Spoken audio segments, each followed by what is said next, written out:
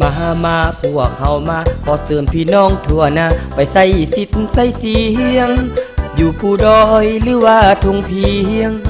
อยู่ภูดอยหรือว่าทงเพียงไปใส่สิทธิ์ใส่เสียงเลือกเอาผู้แทนสภาอย่าลืมนะพี่น้องวันที่20 เดือน 3 2016 นี้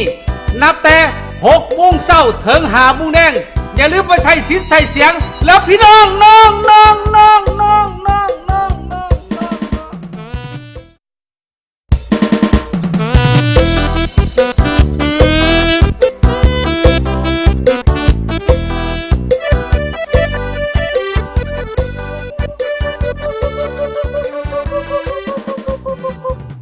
โอ้ไก่แม่หลายนี่พาลูกไปใส่อีกแล้วน้อนี่ลูกเพนกระพอนอยู่เพื่อนบ่อยู่เป็นไผโอ้ยเอาอ้วนหัวหน้าหน่วยสงสัยมีเวียกด่วนได้หันจึงมาแต่เช้าปานนี้น่ะมีเวียกด่วนบ่เอา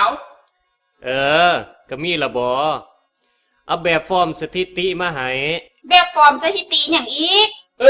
คือว่าหากก็สำรวจพลเมืองแล้วไปบางนึงนี่นะแบบฟอร์มอย่างอีกนี่แม่นแบบฟอร์มสถิติจำนวนคนที่มีสิทธิ์ไปปอนบัตรเลือกตั้งสภาแห่งชาติสุดที่8และสภาประชาชนขันแขวงสนาแม่นว่ะพอมันอ่านเบิ่งดูเพิ่นว่าจังได๋เด้ใส่อันมันนี่เบิ่ง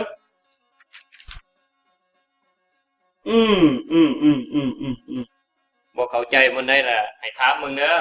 เป็นแนวใดพอมันสิอ่านได้อยู่บ่ถ้าอ่านบ่ได้แม่นให้หามเอาอ้วนเลยเด้อพอเข้าใจอยู่เจ้าก็จะเว้าค่อยหลายค่อยนี่แหละสิลงสมัครเป็นผู้แทนน้ำเพิ่นน่ะ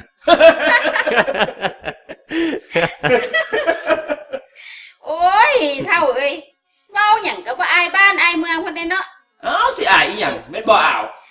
คันว่าในบ้านลงสมัครก็สิหยังพอว่าอยู่อันนี้แม่นหยังเจ้าเป็นผู้ลงโอ้ยอายเพิ่นเนี่ยค่อยนะเว้าบูสางได้เฒ่าถ้าค่อยลงสมัครคัดเลือกเป็นสสหั่นน่ะเจ้านี่ก็สิมีหน้ามีตาโอ้ยแฮงเบิ่งดูหน้าใหญ่ขึ้นกว่าเก่าเจ้านี่โอ้ยเบื่อคนขี้โมเด้มีผัวก็มีผัวขี้โมโอ้ยอ้าวสิขี้โมหยังเว้าความจริงนั่นนี่นะแม่นบ่อ้าวเว้าหยังก็บ่ค่อยนี่ก็เป็นผู้แทนเด้อนี่พวกเจ้าว่าหยังผู้แทนหยังนี่ผู้แทนหยังล่ะผู้แทนครอบครัวผู้แทนครอบครัวลุงกับป้าจะมันหยอกกันดีเนาะถ้าเข้าใจแล้วหลานก็สิไปบอกเพื่อนใหม่ก่อนเด้อภายในหน่วยเฮานี้ก็ยังมีหลายเฮือนอยู่ที่บ่ทันได้บอก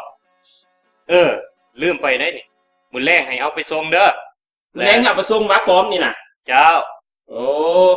นายบ้านเพิ่นก็สิได้ร่วมบ้านเลยนะมื้อแลงนะไปรวมผู้นึงต่างหน้าก็ได้ติหั่นคันเว้าเรื่องไปรวมหั่นแม่นทิ่มให้ค่อยโลดแม่นบ่นี่บ่แม่นทิ่มให้เจ้าค่อยยังคาเวียกหลายอย่างอยู่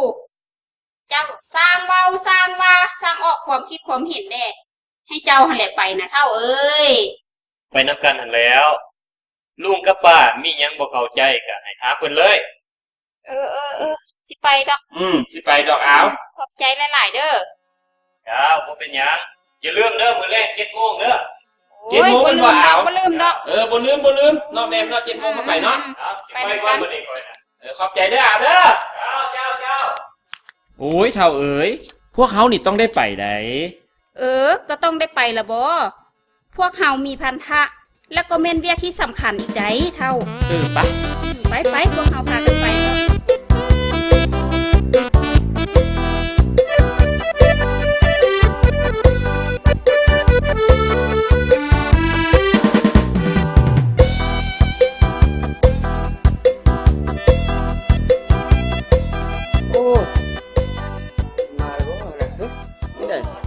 เข้า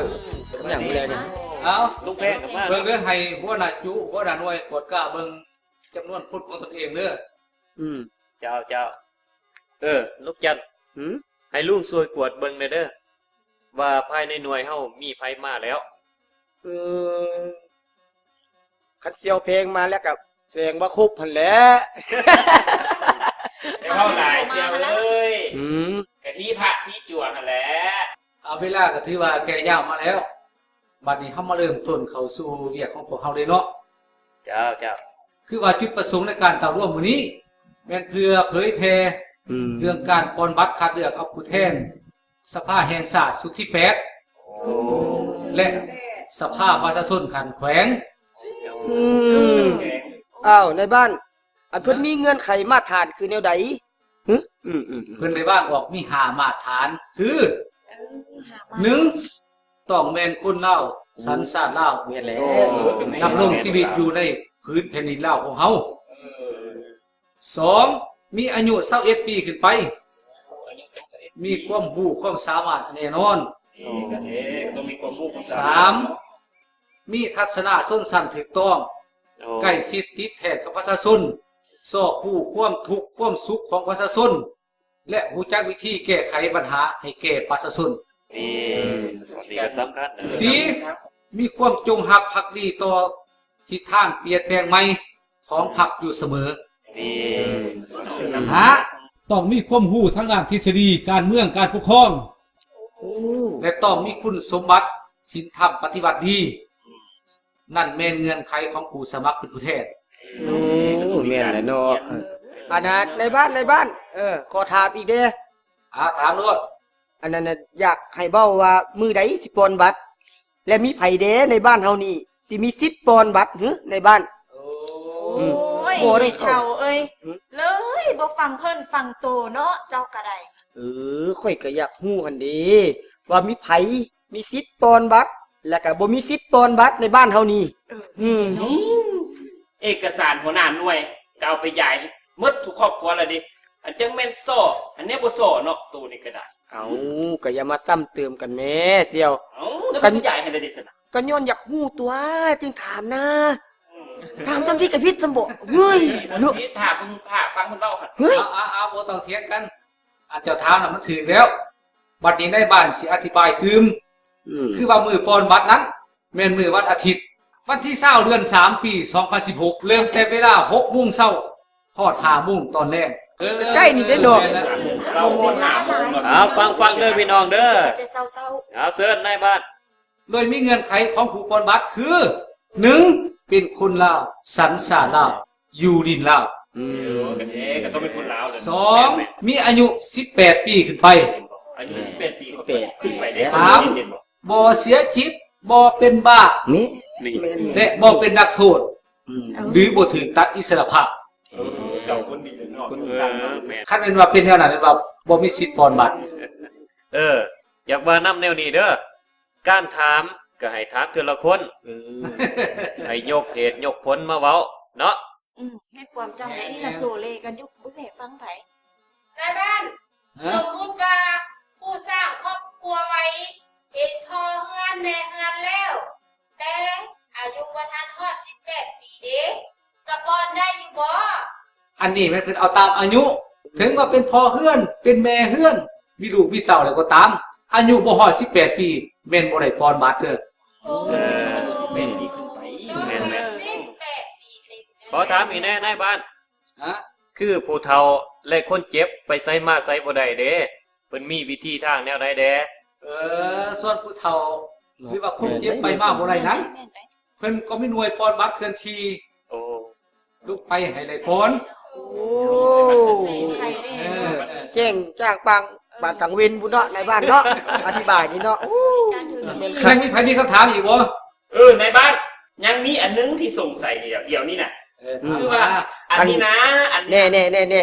มีคำถามน้ำเขาอีกอยู่เนาะเสี่ยวเอ้ย อันมีอยากกะเฮียบถามแน่ค่อยละจักนอนแล้วดินี่นะ คือว่า อันเป็นอย่างก็อันการปอนบัตรนี่นะ จึงมี2หีบคือแนวนี้ โอ้ยเฮาเอ้ย เจ้าก็เข้าใจซาแฮ่เนาะเต็มหีบหนึ่งแล้ว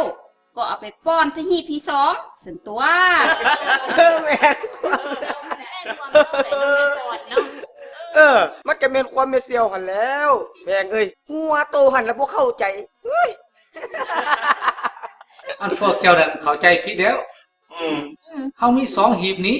หมายความว่า หีบหน่วยที่1นี้แม่นให้พ่อแม่พี่น้องปอนบัตรเอาผู้แทนสภาแห่งชาติและก็หีบหน่วยที่2 แม่นให้ปอนเอาผู้แทนประชาชนขันแขวง เป็นแน่ใดเท่าบ่ฮู้คือมาอวดสลาดตูนะ เออเก่งซาตู่ขนาดเก่งซาเก่งเบิดนั่นแหละ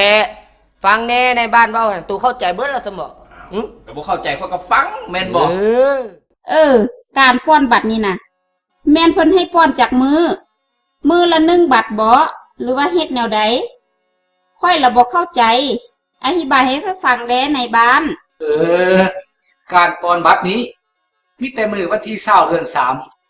2016นี่เท่านั้น มีมือเดียวเนาะในวันที่ เดียวนั่นเนาะ 1 คนปอน2 บัตร คุณปอน2 บัตร ปอนบัตรที่ 1 ใส่หีบหน่วยที่ 1 แล้วก็ไปปอนบัตรที่ 2 ใส่หีบหน่วยที่ 2 ที่สองนี้ เทื่อที่สองสหิบ เข้า ตัวที่ ใจ สอง แล้ว แม่นเลยนะ เออ ในบ้านมีความสนใจเรื่องหนึ่งคือว่าเรื่องสามห้อยส่วนห้อยนี่นะ มันหมายความว่าได้ไหนก่อนในบ้าน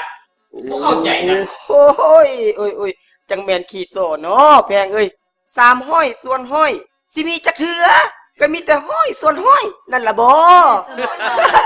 เออ ส่วนบอก ค่อยอยากรู้ค่อยๆถาม ลึก ว่ามัน โล สิขี้ซ้อ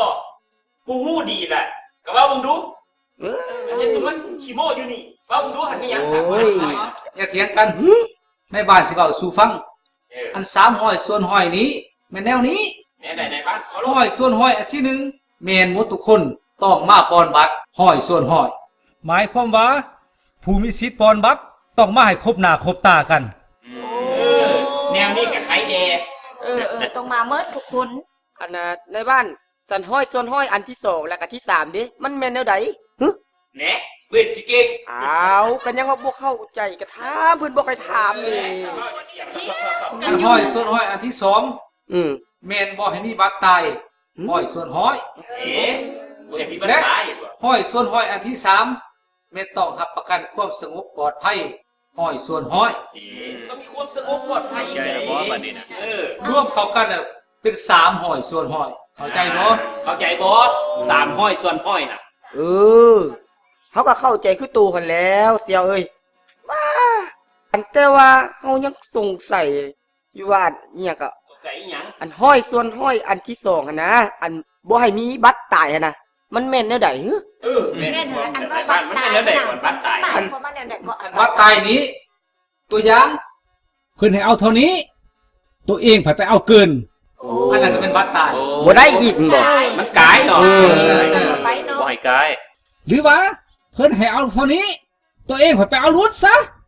อันนั้นก็เป็นบัตรตาย โอ้ยรุดรุดกับตายเนาะ เอ้าไอ้พี่ยังบ่เข้าใจอีกบ่ถามโลด มีแต่นั่นแหละจันนั่นแหละเข้าใจบ่จัน ก็เข้าใจแล้วโอ้ยเนาะ เอาถามมีคำถามมื้อหน้ามาถามอีกก็ได้ แต่อย่าลืมเลยอย่าลืมมาใส่สิทธิ์ใส่เสียงของตนเอง เลือกเอาคนดีจริงจะเฮ็ดให้ประเทศชาติของพวกเฮานี้ มีความเจริญรุ่งเรือง มีความชีวิไล ถ้าบ่มีหยังแล้ว ถือว่ากองประชุมของพวกเฮาก็จบลงเพียงเท่านี้ขอขอบใจนำพี่น้องของพวกเฮาทุกคน และก็ขออวยไส้ให้พรให้ทุกคนมีสุขภาพแข็งแรงมากกว่านี้กองประชุมของพวกเฮาจบลงพอดีขอขอบใจ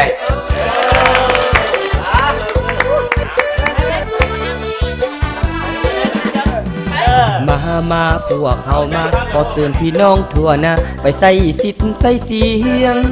อยู่ผู้ดอยหรือว่าทุ่งเพียง อยู่ผู้ดอยหรือว่าทงเพียงไปใส่สิทธิ์ใส่เสียง เลือกเอาผู้แทนสภา อย่าลืมนะพี่น้อง วันที่20เดือน3 2016 นี้ นับแต่6 โมงเช้าถึง5 โมงแดงอย่าลืมไปใส่สิทธิ์ใส่เสียง แล้วพี่น้องน้อง